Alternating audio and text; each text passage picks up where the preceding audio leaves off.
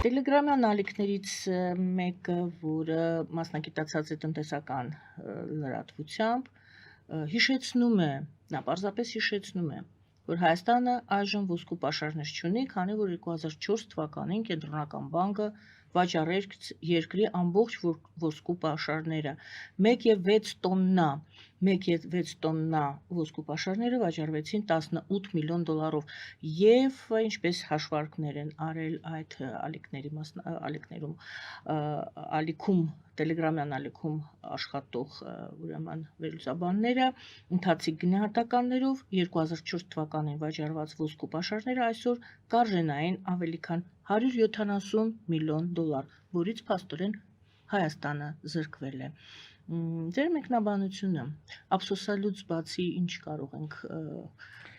Քանի որ այդ Տելեգրամյան ալիքը եզակիներից է, որ տնտեսական ոլորտը լուսաբանում է մեր դաշտում, ես կուզենայի նաև անունը տայինք, կարծեմ Economy of Armenia, չէ՞, կոչվում է, որովհետեւ մարդիկ նաև այնտեղից կարողանան ինֆորմացիա ստանալ։ Սկսեմ նրանից, որ 2004 թվականին Տիգրան Սարգսյանի այն ժամանակվա վարչապետներ, կարծեմ, վարչապետներ, թեթև ձեռքով թե Կենտրոնական բանկի նախագահն էր այն ժամանակ։ Կենտրոնական բանկի նախագահն էր, վարչապետ դարձավ 2008-ից հետո։ Ճիշտ է։ Կենտրոնական այն ժամանակ Անդրանիկ Մարգարյանն էր վարչապետը։ Կենտրոնական բանկի նախագահն էր, ինքն էլ կարող էր որոշել կենտրոնական բանը, վարչապետը չէր կարող որոշել Կենտրոնական բանկի պահոստների ուրեմն նման վերափոխումը, թեթև ձեռքով վաճառեցին։ Այդ այն պահները մի թեթև թանկացել էր ոսկին, եւ այս հանճարները, ես կասեի անճարները պրոֆեսիոնալիզմից իսպար զուրկ, այս անձնավորությունը հատկապես, որը հետո պարզվեց ինչով էր զբաղված այնտեղ նստած, զուտ իր անձնական գրպանային շահերը սպասարկելով, հետո էլ տարբեր եկեղեցականների հետ օֆշորներում փողեր էր լվանում, ինչը մաքրական գործը կա, գիտեք, Bentley եկեղեցականի հետ անունը չեմ հիշում, Bentley էր անունը, մի խոսքով, տենց գիտեմ։ Ու այդ անձնավորությունը հետո արդարանում էր ընդամենը մի տարի հետո եւ կրկնակի էլի թանկացավ ոսկին, այն ժամանակ 500-ի կարգի էր, եթե չեմ սխալվում, $500 ունցիան։ Կրկնակի թանկացավ, ասում դե մենք ինչ իմանանք, որ այդքան թանկանալու է։ Տգիտության աշտան, պրոգնոստիկա կա, հաշվարկներ կա, այդ ոնց է սաղ աշխարհը գիտենալով չէ, դա ռիսկերի կառավարում է կոչվում, դիվերսիֆիկացված փաթեթ է կոչվում, որ դու ամեն ինչից պետք է ունենաս։ Եվ ոսկի պահում ես այն դեպքի համար, երբ որ ճգնաժամեր լինի, որտեղ եթե ճգնաժամեր է լինում, որպես կանոն դոլարն ու ոսկին է թանկանում։ Այս դեպքում իդեպ այս վերջի ճգնաժամը նրանով էր արտառոց եւ գուցե այդտեղ էր նաեւ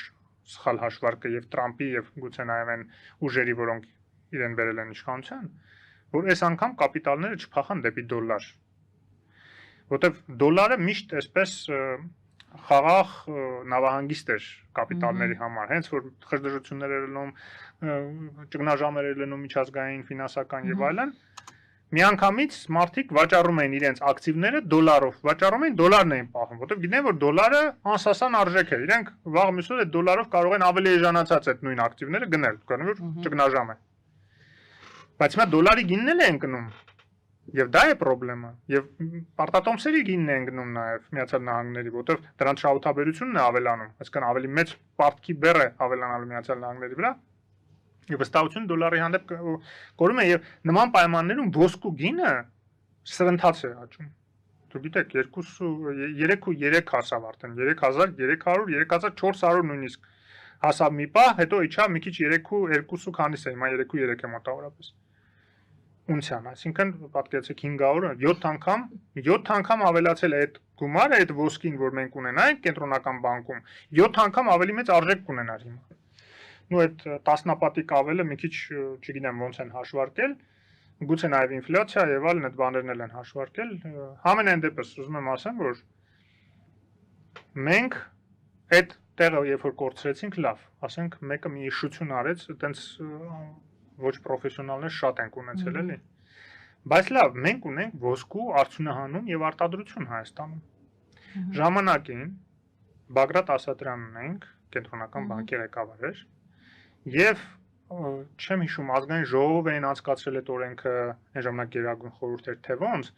բայց այսպես բացի հարկերից, որը որ այդ ոսկու արդյունահանողները տալիս են Հայաստանի Հանրապետության, նաեւ որոշ մասնաբաժին հենց ձուլածոների ձևով տալիս են կենտրոնական բանկին։ քիչ դա կուտակվում էր, բայց այդ ոսկին ո՞նց էր կուտակվել։ Այդ տոննայուկես տոննա 600-ը։ Ո՞նց էր կուտա, այդպես։ Տարի հավաքվել էր։ Բա մենք ոսկի արդյունահանենք, մենք ոսկու պաշար չունենանք կենտրոնական բանկում։ Ու հիմա ես կարծում եմ, որ էլի ժամանակն է, որ ոնց որ պետությունը 20%, 25%, 15% տարբեր հանքերի մեջ փայաբաժին է ստանում, որը շատ օգտակար է, շատ կարևոր է, նաև վերահսկողություն սահմանելու տեսակետից, բայց նաև շահութաբերությունը, շահաբաժինները նաև պետական բյուջե ուղղելու տեսակետից, այսինքն բացի հարկերից նաև շահաբաժին է ստանում պետությունը։ Բայց նաև կարևոր է, որ մենք ոսկու վրա այդ նույնը հատկապես ունենանք։ Ոչինչ որ ռուս օլիգարխների ձեռքին է, հարգելիներս, ոնց որ հնարավոր եղավ այդ Տիմչենկո, չէ, եթե չեմ սխալվում, պղնձամոլիբդենայինից ստանալ այդ տոկոսը, նաև ոսկու հանքերից է այդ տոկոսը պետք է վերցնել, եւ այդ տոկոսի շահաբաժինը արդեն պետք է գա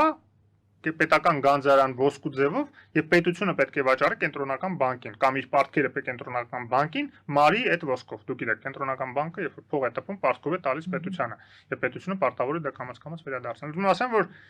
այդ վերականգնելու ընդ որում առանց մեծ ծախսելու, ոչ թե հիմա ես ասում եմ այդ օթուրբեշ են, որ ասում են, հսկայական գներով ոչ թե դնել միջազգայից շուկայից առնել, չնայած միջև հիմա շարունակում են գնել պետությունների դեպ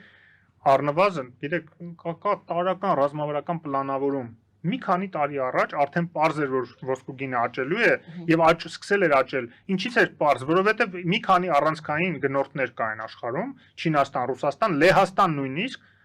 100 տոննաներով ոսկի են առնում, հարյուրավոր տոննաներով։ Կամաց էին առնում, որ միանգամից գինը չսրընթաց չաճի, բայց քանի որ պահանջարկը մեծ էր, որովհետև իրենք հասկանում են, պատրաստում են ճգնաժամերի, Ռուսաստանը պատրաստում էր ճգնաժամ, որովհետև ինքը գիտեր ինքն է այդ ճգնաժամը կազմակերպելու։ Չինաստանը պատրաստում էր ճգնաժամ, որովհետև գիտեր, որ Միացյալ Նահանգները իր դեմ սանկցիաներ է կիրառելու եւ վաղ թե ուշ դա առևտրային պատերազմ է ավարտվելու, պատերազմով, իսկ պատերազմը միշտ վերում է ճգնաժամի ֆինանսական, այդպես հսկաների միջև պատերազմը։ Եվ էլի, որպես խաղաղ, այսպես նավահանգիստ ինքը պատրաստում էր ոսկին։ Եվ ինքը շահեց, հիմա ոսկին հսկայական պաշարներ ունի Չինաստանը եւ դրանով որոշակի կայունություն է ապահովում իր տնտեսության։ Վերջիվերջո կարող է թանկ գնով սկսել վաճառել եւ իր ներքին ծախսերը հոգալ, միջև ինքը այդ դիմակայությունը չհաղթի Միացյալ Նահանգների, չեմ ասում կհաղթի հաստատ, բայց իր նպատակը դա է, որ պաշար ունենա ռեզերվային, հա։ Բամ լավ Հայաստանում ղեկավարության մեջ ես հասկանում եմ, որ իրենք ամեն մեկը մի փայլուն տնտեսագետ են, փայլուն քաղաքագետ են, ոչ տնտեսագետներին լսելու կարիք ունեն, ոչ քաղաքագետներին լսելու կարիք ունեն։ Իրանք քնում զարթնում են բոլոր որոշումները ճիշտ ու իրենց մոտ կա։ Ընդ որում դա միշտ եղել, մենակ գործող իշխանություններին դա չի վերաբերում։ Պրոստը գործողները նախկինից տարբերվում են նրանով, որ նրանք նաև ջեբկիր էին։ Այս գործողները գոնե գողավազակ չեն, հա, ասենք, այնքան պրոֆեսիոնալ չեն ու նաև լավ չեն լսում մասնագետներին, ոչ միշտ են լսում, լավ, այսպես ասենք։ Այդ գործում էլ պրոֆեսիոնալ չեն, հա, գողավազակ լինելու։ Ну, բարեբախտաբար պրոֆեսիոնալիզմի չեն հասել։ Պրոֆեսիոնալիզմի հարց չի իրականում, հասկանում եմ ձեր հումորը, բայց այստեղ այն հարցն է, որ այսօր չէ, կարծեմ վարչապետը ասում համակարգային կոռուպցիան հաղթահարվել է։ Այո։ Բայց ընդ պայքարում են կոռուպցիայի դեմ, այդքան լավ չեն պայքարում իրականում։ Լավ կոռուպցիայի դեմ պայքարողը չի տանի Գագիկ Խաչատրյանի նախկին ՊԵԿ-ի ղեկավարի աջ ձեռքին, հա, Արևմտյան Մաքսայինի պետին տանի ՊՎՑ-ի տեղակալ դնի։ Եվ տենց համատարած իդեպ այստեղ հետքերը շատ պարզ երևում են, դրանով են։ Հա, ասենք ոնց են էլի տենց կոռուպցիայի դեմ պայքարում։ Թե այդ մարդկանց մի հատ տարան սենց խաչակնքեցին ու դառան սուր։